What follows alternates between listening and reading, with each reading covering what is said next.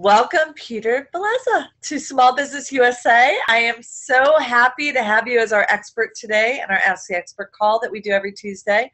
Welcome. Thank you. Thank you so much. You know, Peter, I want to just get started by having you tell a little bit about yourself, but I love the space that you're in. So, and I also love that you touch people in appropriate ways. So as I start off with that, tell people what that means. Okay. And then I do want to talk a little bit specific to your personal marketing that I think can help anybody, whether they're in the medical field or not. Okay, thank you. You can't say those 5 words without smiling. True. Just cannot say touching people in appropriate ways without smiling or eliciting some kind of response from the person that you're saying it to. So this is what we'll talk about today, but I'll tell you where that came from. It was my spin on how you connect and communicate with an audience. You know, everyone has a way that they like to be communicated to. And if you can connect with them, you have a better chance of doing whatever it is that your ultimate goal is with that person. And it really applies to everything. So this started out as a business thing, and then it dawned on me, and you and I did an interview a few weeks ago, and then it dawned on me that appropriate touching is pertinent in every facet of life, from children to the local coffee shop. And those are some of the things that we can talk about. So me and my business, for the last 10 years, I have been in the technology space. That means that we have been supporting computer networks for small and medium-sized businesses, nonprofits, and medical practices. About 7 or 8 years ago, I decided I wanted to become an expert at something. That's what this session will be about today. And I chose medical. So to fast forward, I am not a medical practice executive. I am not, although some people say that I am, an OBGYN or a pediatrician, although I do play one of each during the day. We don't need any details on that. Exactly. We started with touching people in appropriate ways. Now we're talking about your OBGYN career. We need to move off of this conversation. All right, let's go. And just the fruits of doing what it is that we'll talk about yield great results, or doing what it is that we're talking about do yield great results. One of which is I'm now on the board of the Medical Group Managers Association in Connecticut, an outsider who is on the inside looking out because I have immersed myself. So we do everything from, again, computer support to websites, mobile apps, voice over IP, search engine optimization, local directory listing services. I really like to try to be at the forefront for our clients to help them not only on the cost side of their business, technology support, but also on the revenue side, trying to bring new clients and patients to them. And I want to thank you for bringing something to the table for our members today. I know that you have something to offer anybody who watches this really cool book with Michael Gerber. So I want to make sure that we don't forget to say that at the end, because I'm a huge Michael Gerber fan and an even bigger Peter Verlezza fan. So. Thank you. Well, actually, so right now, let me just throw out my email address because it's a very simple offer. My email address is peterv@smbnetworksllc.com, and the offer is this. I did collaborate with Michael Gerber, and we did a series called that I was able to name "Touching People in Appropriate Ways." And although not for sale, there's some audio in here, and there's a bunch of workbooks and manuals. Although not for sale, I would be more than willing to send an electronic copy of the manual, of the workbook, and give you links to the audio recordings to anyone that sends me an email.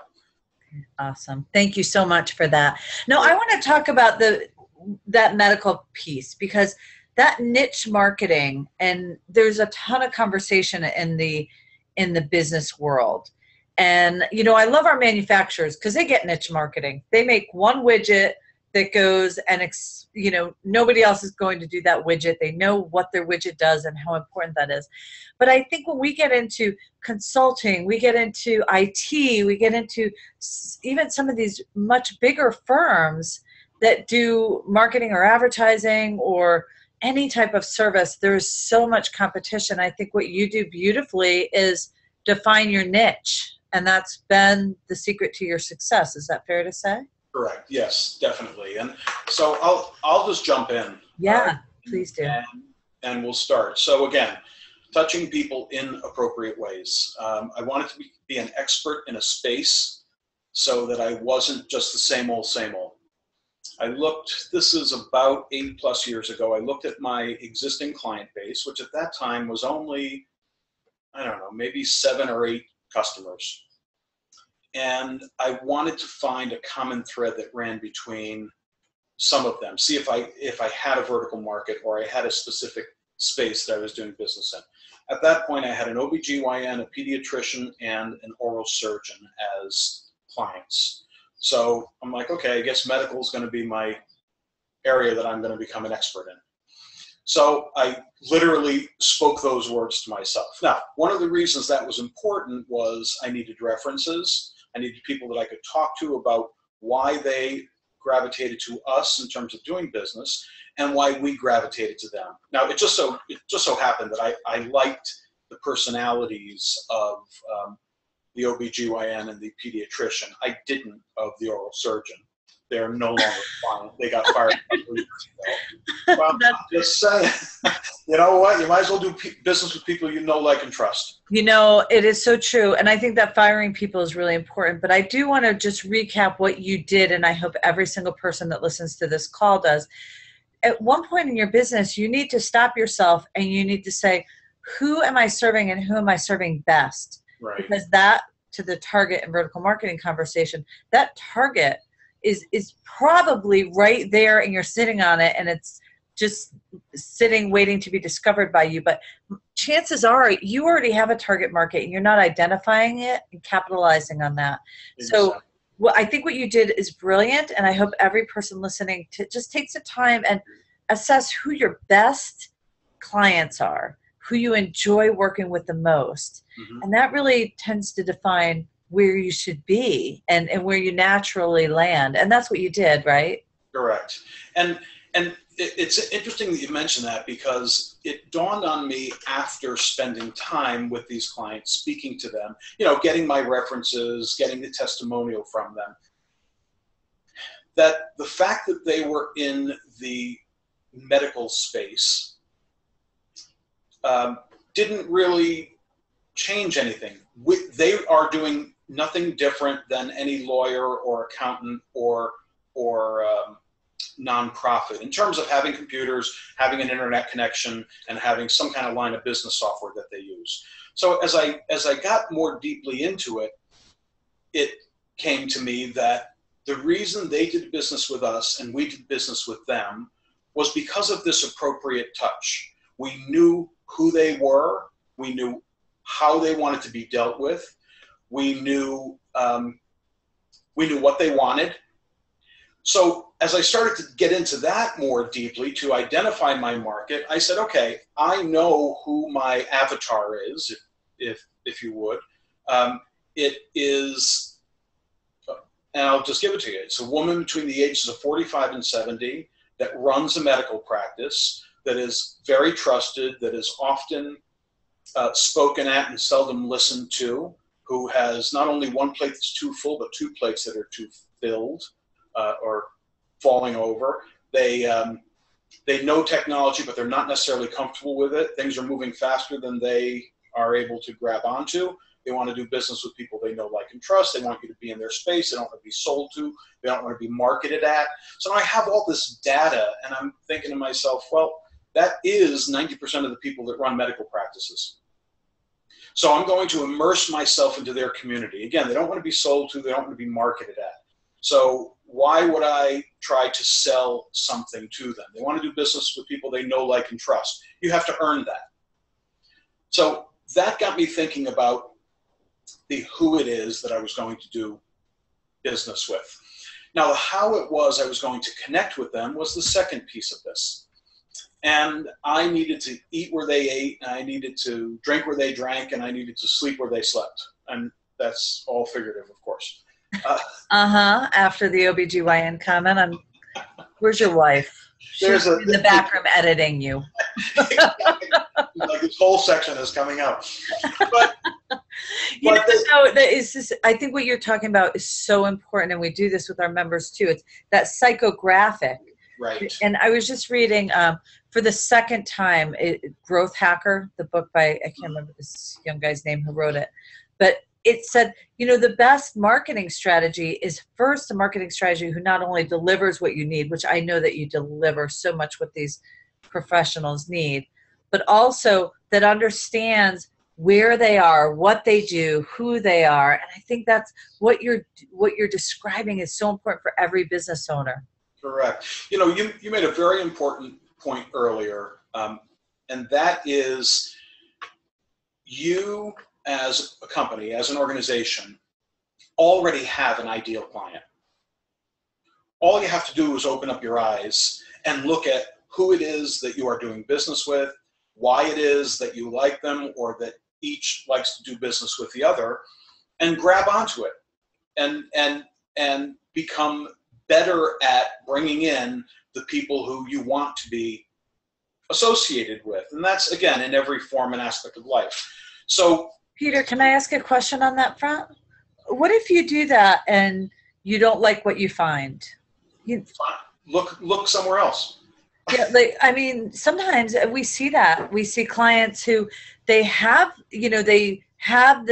fallen into this space that they're doing business in, but it's not where they want to be. Right. And you're really an expert in this topic. I'd love to have you give them advice right now. Well, that is a real interesting point. Life is too short.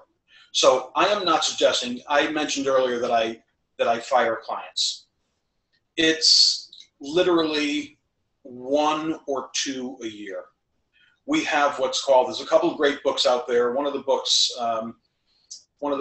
is by a guy by the name of Mike Michalowicz, and the book is The Pumpkin Plan. And long story short, the Pumpkin Plan is how award-winning pumpkin farmers get to where they want to be in terms of having, the largest and the best. One of the exercises that Mike puts you through in the Pumpkin Plan, because I pumpkin planned my business, is coming up with what's called a cringe list. Now, a cringe list lists all the clients, has a bunch of different categories and factors. There's a numbering system for each of these categories and factors and clients. And the upshot of the cringe list is this: if someone cringes when the phone rings and it's that client, they go on the hit list.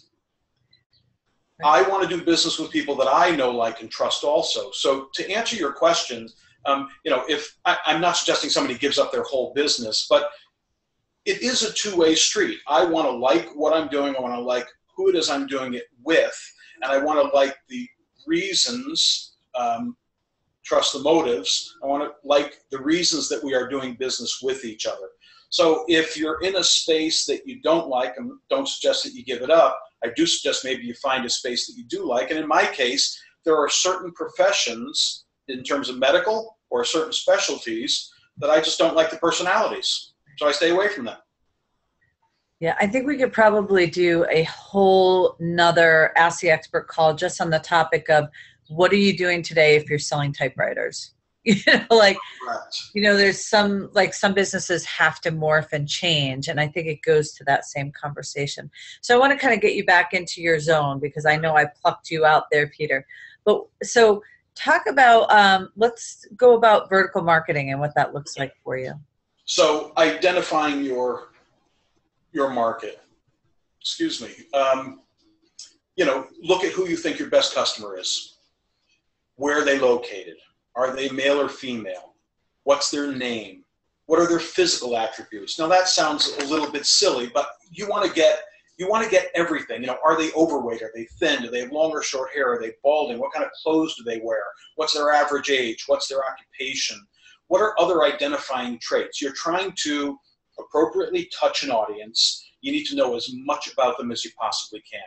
And interestingly enough, as you start to look at this, you begin to see commonalities and common traits. And I use the mindset shift that happens when someone purchases a new car.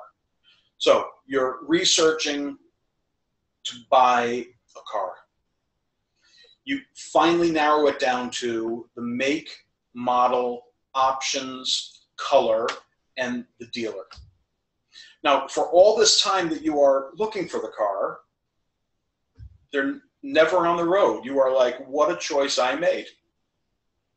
Now you go and buy it, you drive off the lot, you're at the traffic light, and there's like 40 of the same exact car all around you.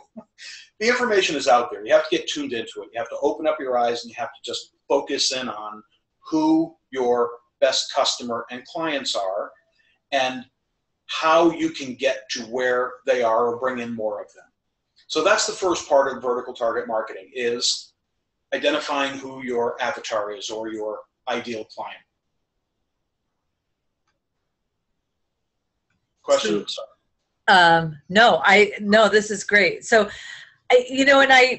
people, you made this comment, I need to know if they're overweight. I don't, and I need to know who they are, what color their hair is, whatever it is. But I think business owners make that mistake that they don't drill down far enough.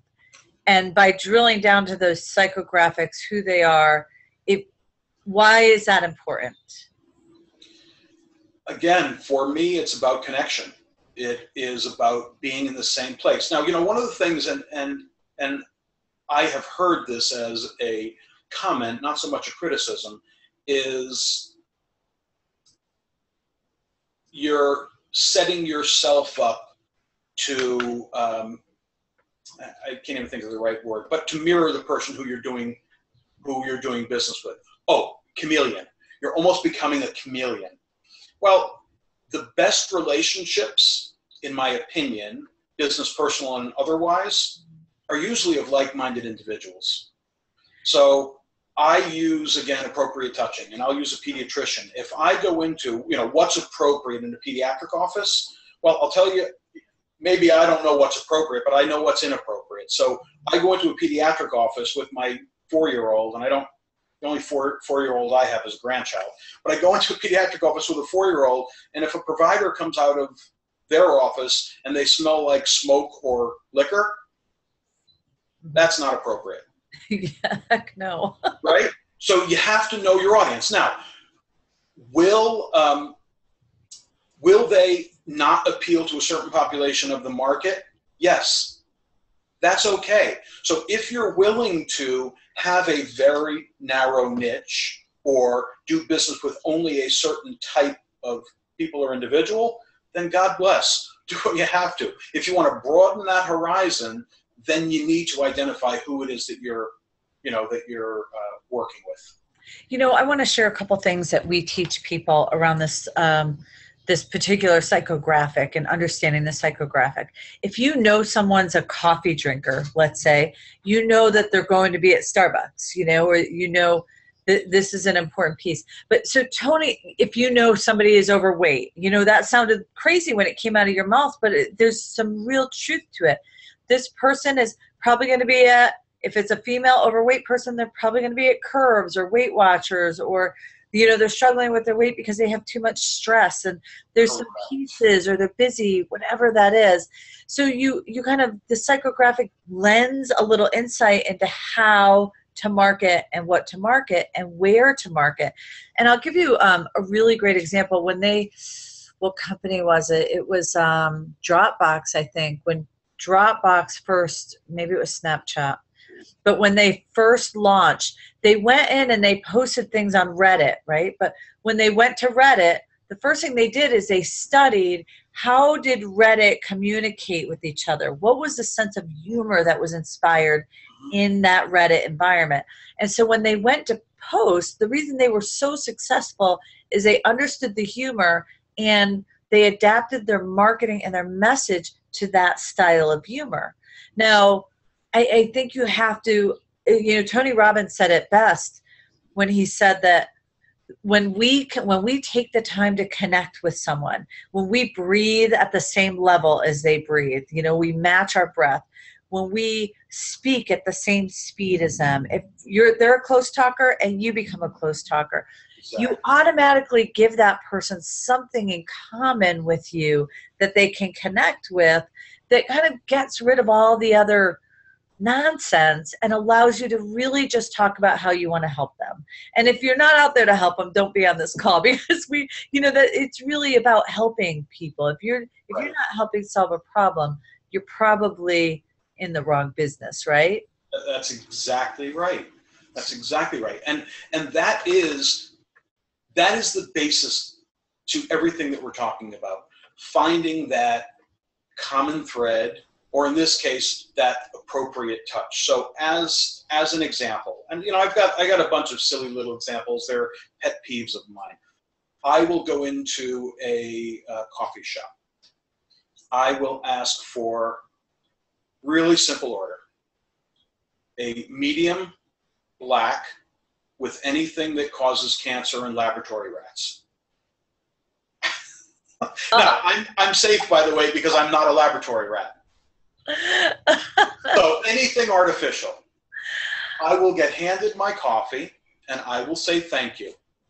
And the person behind the counter will answer, yup. Now, in that moment, that is not a common thread. That is an inappropriate touch. No. Right? So to your point about what Tony Robbins said, if you want to get to, now, by the way, that person behind that counter may or may not care about connecting. This is a commodity business. The chances are I will not go back to that person because I didn't like that experience. Right.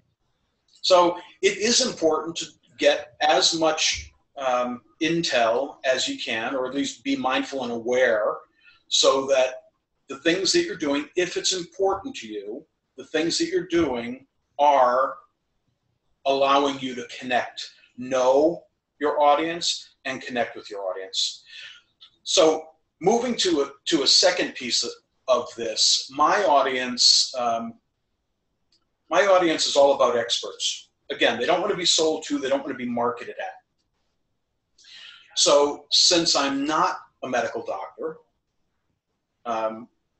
and I really couldn't convince anyone even that I played one on television. That was, that's a good joke, but it's hard to convince anybody. I wanted to become an expert in their eyes. Now, how could I become an expert in their eyes if I'm not a professional, if I'm not one of them? Well, I could bring to their table, and this is something that we did, I could bring to their table, in our case it was seminars that brought special value to them, educational seminars. How could I be an expert? I go find other subject matter experts and I put the meeting together. So I'm taking things off their plate. They don't have to think about how they're going to get their educational information. And I'm the person that sets it up, and I look like the expert in their eyes. And am the expert because I'm doing what it is that they want, because I've asked. Right. I'm putting it together. I'm putting them in a place where they're comfortable with like-minded individuals, and that begins the know, like, and trust process. I absolutely love that. And I want to talk to you a little bit more about the appropriate touch piece. Because, what you're saying, and I share this metaphor analogy. I always get the two confused. Don't tell my English teacher. I share this metaphor often.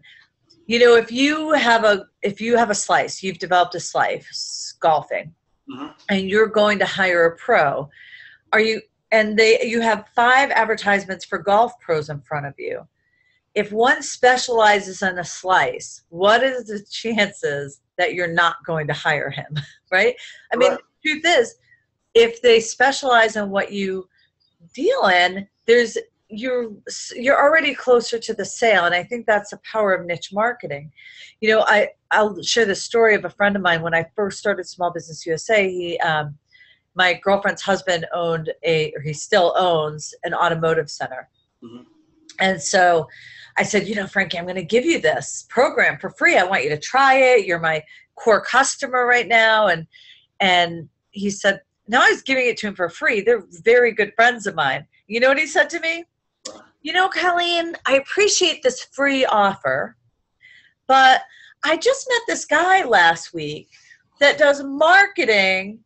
We're a business development company, right? We're not marketers. We help you with your marketing. We help you make great decisions about it. We help you focus your message so your output is better for marketing.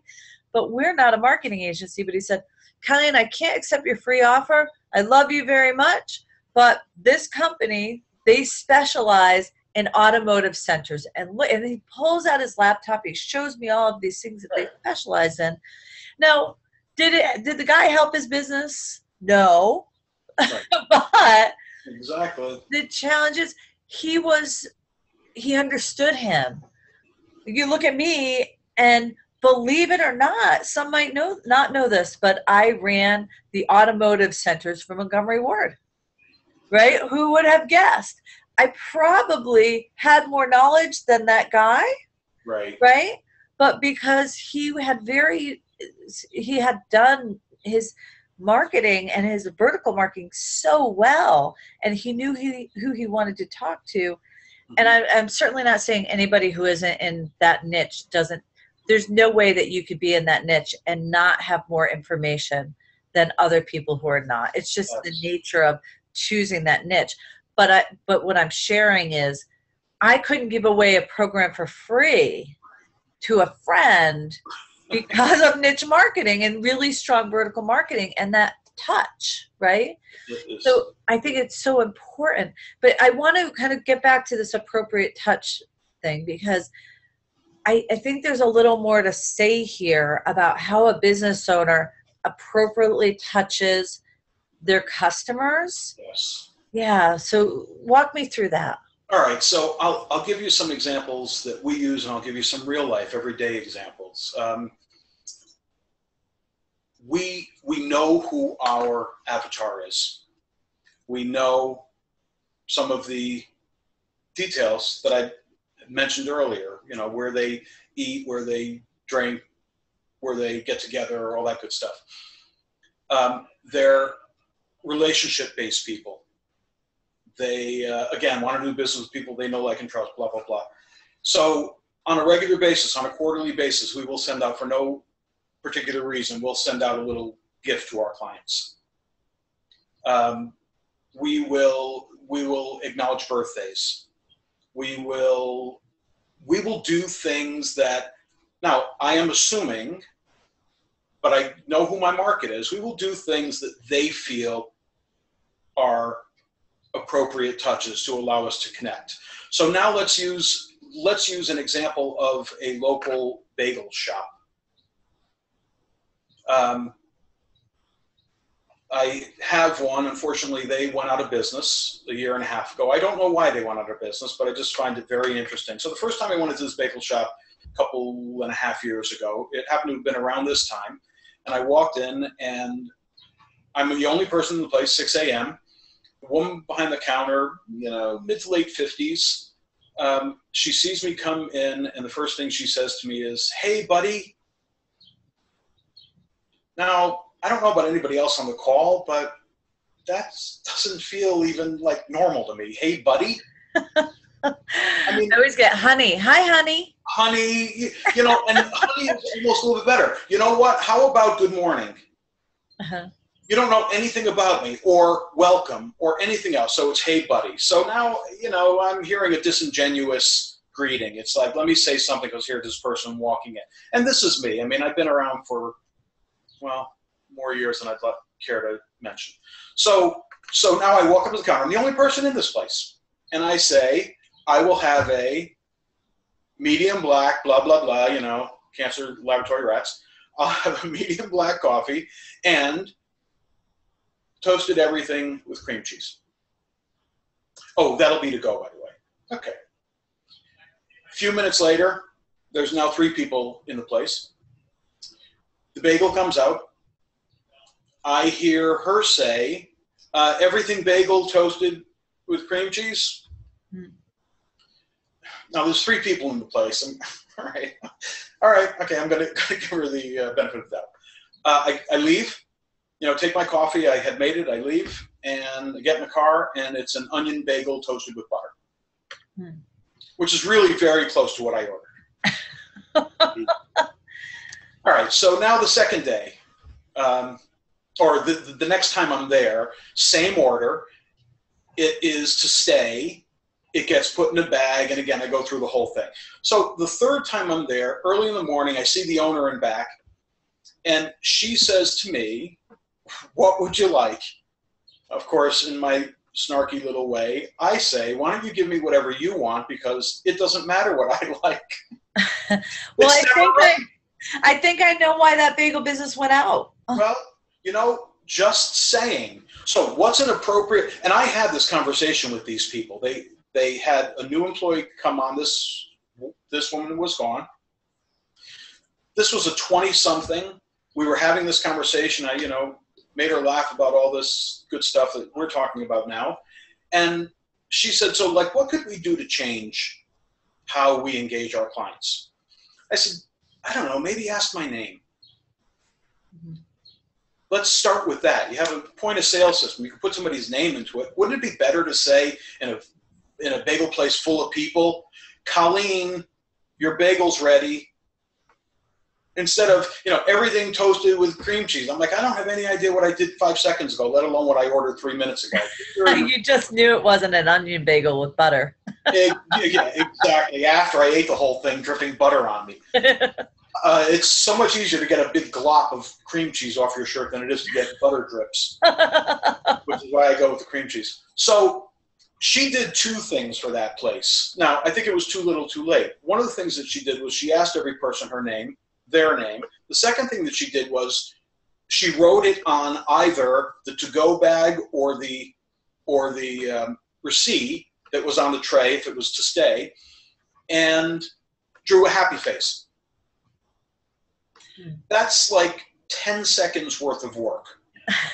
It makes you feel like $1 million. What kinds of things can you do?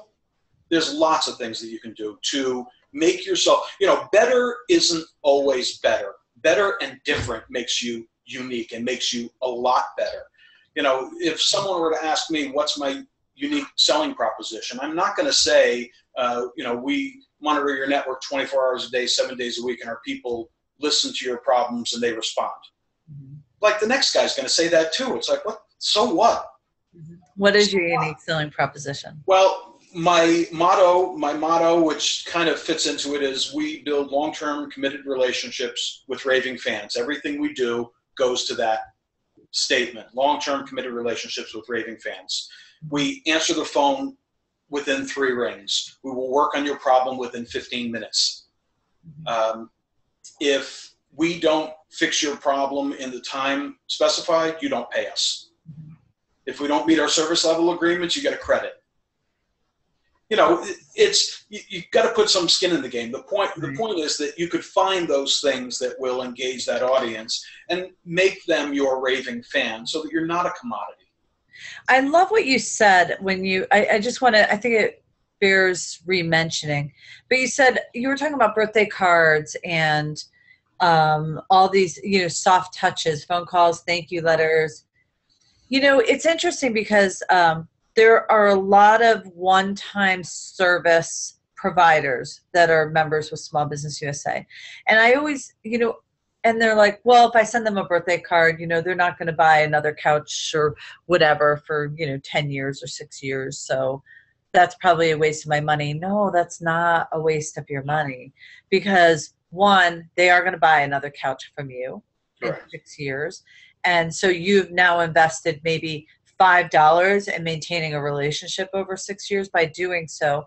But more importantly, every time that you nurture a relationship, you are setting yourself up for a referral from that person. Exactly. So it's so important to keep front of mind. We just had a conversation with somebody last week who said, I just meant to refer you, Colleen, and I just can't believe I missed that opportunity. I'm going to go back and call him and tell him he has to join Small Business USA.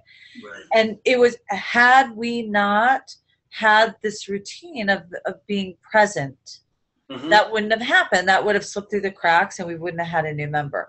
And I think you have to really think of what is your routine around making sure it's so easy to forget that side of your business, that Absolutely. appreciation, the thank you, the appropriate touch. Yep. What is your routine on that note, Peter, Well, around appropriately touching? So that is a very interesting question, because it's in the recent past, like weeks, that we and there's one other piece to the vertical marketing thing that I want to touch on, but this is a great segue. So our business is primarily has been built doing seminars. So bringing in medical practice executives to seminars with other subject matter experts. Sometimes I am that subject matter expert, but really for the purposes of educating the audience. So first way that we have gotten customers is seminars, and the second way is referral. It's huge in this business. We have moved into other businesses, and now I'm trying to grow out our referral business, our online business, reviews that we get. P.S. Someone who has a one-shot deal kind of business, or maybe once every 10 years, like a couch. That doesn't mean that every person that they are staying in contact with shouldn't be asked to write a review, for instance. The reviews online, I mean, my eyes have been opened tremendously over the past few months, because online has never been important to me in my core business. But that's an area where you are very calculating with sending an email to someone, thanking them for their business, and then asking them to write an honest review. P.S. Anyone who, again, sends me an email, I have, again, no charge, a Google review hack. And it's really not a hack. Google makes it mandatory for you to, when you send out a review, when you go to fill out a review, the first thing you have to do is select how many stars. You can't send a review request without selecting a number of stars. So there's 1 to 5. I don't know why anyone would choose 1. So it's a cool little hack. I have a standard operating procedure written for it. But the point is now, and we only have 12 or 13 reviews on Google My Business. I have a whole directory listing service business going. But I am, if you were to type computer repair North Haven, we are first in local listings. I was invisible 2 months ago. So what could people do on a regular basis, and I'm doing it now? Little email, thank you for your business. Please click this link. I would love if you wrote an honest review for me. That's huge. Stay top of mind, because I'm not always thinking about you, but I may, as in the case that you just mentioned, I may 4 months from now have a friend that says, hey, who does your computer repair, or who does your business development for your business? Oh, I don't know what that lady's name was. I don't know what that guy's name is. If I'm getting an email from you every month, I maybe know what it is, and all of a sudden you remain top of mind with me. I think you're muted. Colleen, you're muted. Jeez. Thank God you were muted and I wasn't deaf. My phone is, but whatever. I'm having mute problems this week for whatever reason, and it's probably a sign that I need to shut up. So, I do want to, if there's any questions that anybody has for Peter, please definitely use the chat box or the Q&A box, and we'll be happy to answer any of those. I think there's so much value in that review. I think you're right on. And I think when you look at quality, when you look at product, I can't remember the last time I bought something and I didn't go check out the reviews for that item. Even if it was something silly, like, I've done it for vitamins, I've done it for cushions, like, you check out the reviews. Everything. It's interesting because the, again, off topic, but the landscape has changed tremendously. The majority of people searching for stuff, bricks and mortar, local business, people who deliver a product or service geographically. The majority of those searches are done on portable devices. Mm-hmm. And that brings now a local component.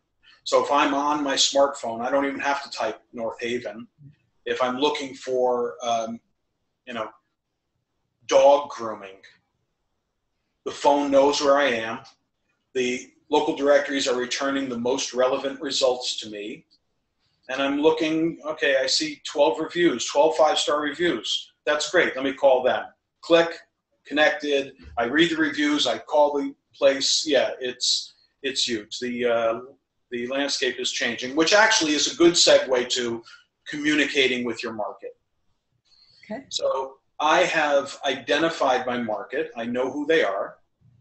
I have become an expert in their eyes.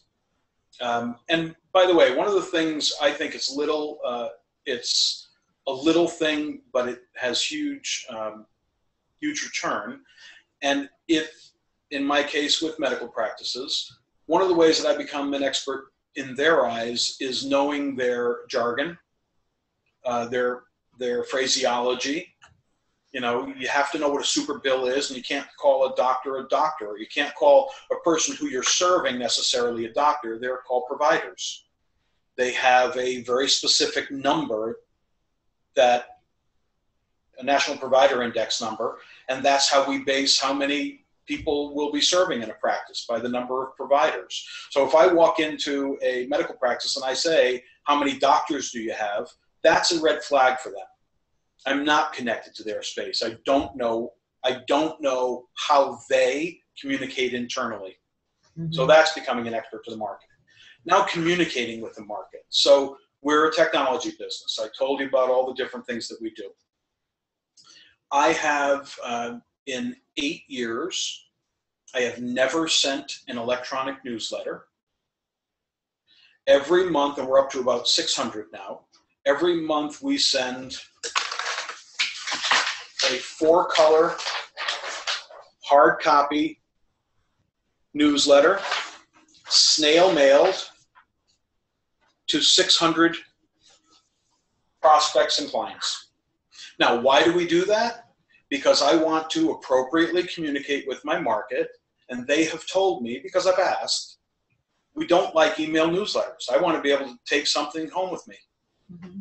I don't want to be looking at my computer at your newsletter. I love the trivia contest, and I love your shiny new gadget of the month, but I'm going to delete the email if it comes via email. All right, so why would I discount that? They're telling me what they want. Let me communicate to them. I've experienced this in my market, communicating with my, with my market, trying to figure out what's important. We used to do webinars. One day I was at a medical practice manager's office at lunch, which is the best time to meet with them. And we're sitting in the office and we're having our meeting, and the door opens up and there stands one of the providers. Mm-hmm. As far as that person was concerned, our meeting was over. So now that person is on a webinar, and that same thing happens. The door opens and something more important comes up. You've lost them. So what do? In-person seminars. We get them out of their office. They come to a place where they are with people that they are comfortable with. You're in their environment. They're in your environment. You're able to communicate to them, and you have their full attention. How do you do that with that profession? It seems like time-wise that would be a little challenging, getting them out of the office. You give them something that they want to go to. Mm-hmm. It is, there's a lot to be said for value. Mm-hmm.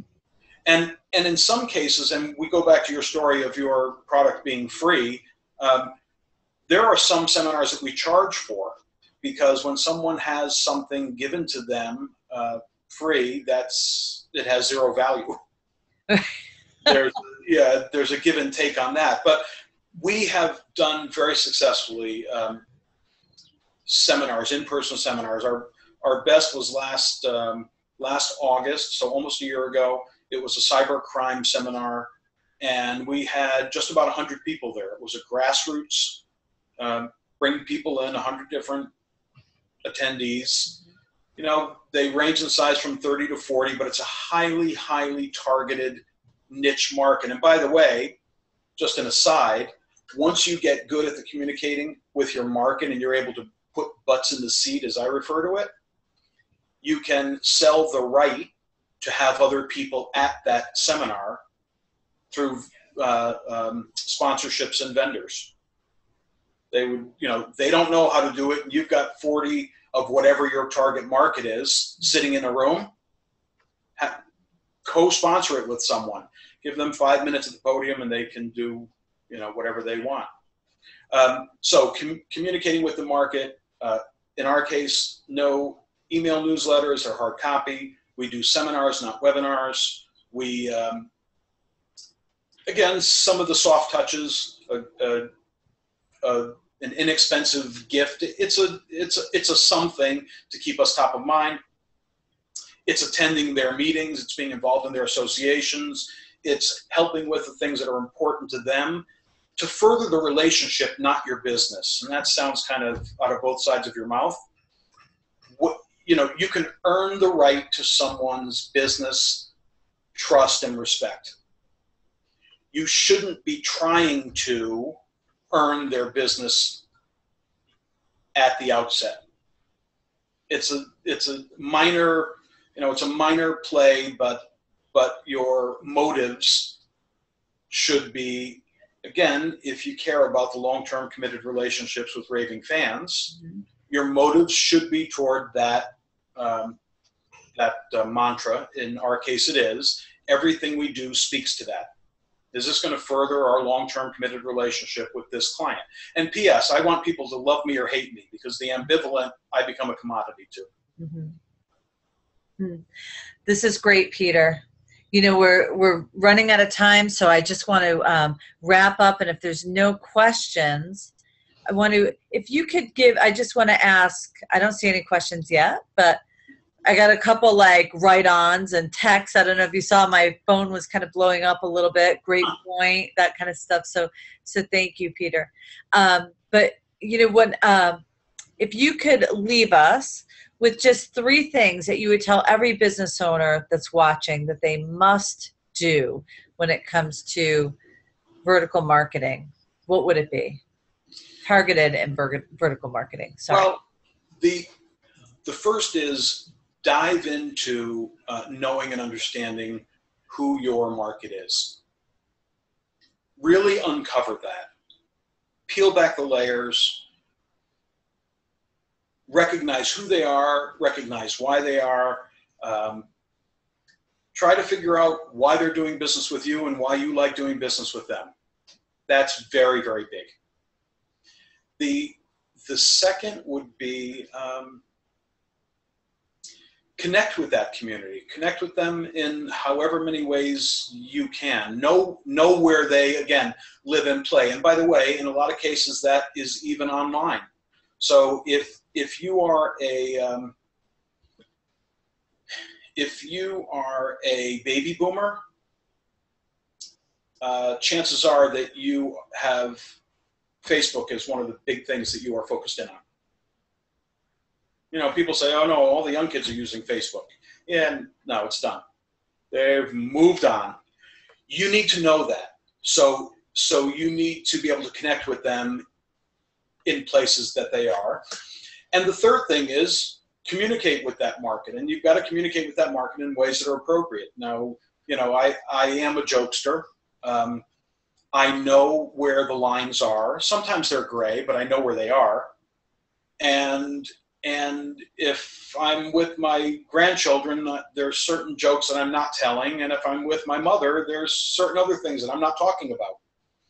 You have to know who your market is. You have to connect with them, and you have to communicate with them appropriately. And actually, just one last thing.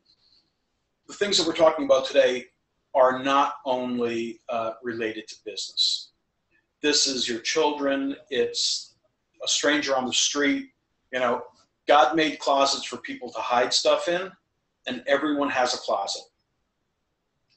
So, a kind word, a nod when you pass somebody on the street, a random act of kindness, all appropriate touches. You may not think so. You'll know when you hit them. And one of my goals every day is to do something that, puts a smile on someone's face. And I never know what it's going to be, but I know when I see it. You're on mute still. I read this thing a while back. There's I don't know if you can hear it. There's banging. There's some construction going on outside. It's very distracting. So I'm sorry. I keep muting. I heard this thing a while back that said, think about the person that you impact, every single person that you touch every day, and challenge yourself to make their day better somehow, whether it's a compliment, not false praise, not flattery, but really call out something that they are doing that's really special. And it doesn't matter. And it was interesting because he said, it doesn't matter. It may not matter for you. You may never see that person ever again. And those are the easiest ones to walk away from and just say, that checkout clerk at a gas station. This one particular woman comes to mind for me. She was so rude when I walked in. She walked away from me. I just went in there to just get a pack of gum. But I had some lottery, whatever, it doesn't matter. But she was so rude to me. And this voice came to me and said, turn her day around. And so I did. I found something about her that looked good. I started a conversation. And this woman completely transformed and actually apologized for being so rude when I walked in and kind of took my breath away. And she said, I really needed you to come in today. And it was so powerful that she changed me. Correct. It was one of those moments that I think we underestimate how much those little things that we do affect us. You know what? Real quick, people always ask, so what kinds of things could I do? I, by the way, am uncomfortable as just standard operating procedure with giving someone of the opposite sex a compliment. Because it doesn't feel like it comes natural to me. With that said, two biggest words that you could say, they're actually three words, two of them you put together, that can and will affect someone's day for the positive are please and thank you. Try that. Let's go back to some common courtesies, which in my opinion are appropriate touches. I don't know when they became inappropriate. Yeah. All right, Peter Verlezza, tell everybody your email address again and the name of your company, how to get in touch with you. Tell people how to touch you appropriately. You're going to be saying that for years. Every time you use the word appropriate, you're going to think about this. So, yeah. All right. So my email address is peterv@smbnetworksllc.com. That's our website address also, smbnetworksllc.com. You're also welcome to have my phone number. If a woman answers, hang up. No, that's a joke. My number is 203-815-1685. And anyone that would like either my Google My Business review hack or a copy of the Touching People in Appropriate Ways manual and workbook, there is no charge. Send me an email. I will send you a link to a website where you can download. And by the way, if you would like to listen to an organized layout of knowing, connecting, and communicating with your market, you can visit our website, tpiaw.com. It's episodes 2, 3, and 4. So those are the whole Touching People in Appropriate Ways thing. I did a great interview with Colleen. I was so happy that she did it. There's about 35 episodes up there, and I think you'll find it fun. But if you want audio on this topic and subject, tpiaw.com, episodes 2, 3, and 4. Colleen, thank you so much. No, thank you. It was fun. And it was really a good reminder to go back to basics and really look at your business and make sure that you are touching people appropriately and you are marketing well and you are in the right niche. And if you can narrow your focus, I took so much from this call and just some of those good reminders for us too as business owners to really look at what we're doing every day has been so valuable. So thank you, Peter, so much. Thank you for joining us at Small Business USA. You can visit us at smallbusinessus.com or insightceo.com. We look forward to talking to you. And if you members know how to reach me, you have a direct line to my team and myself.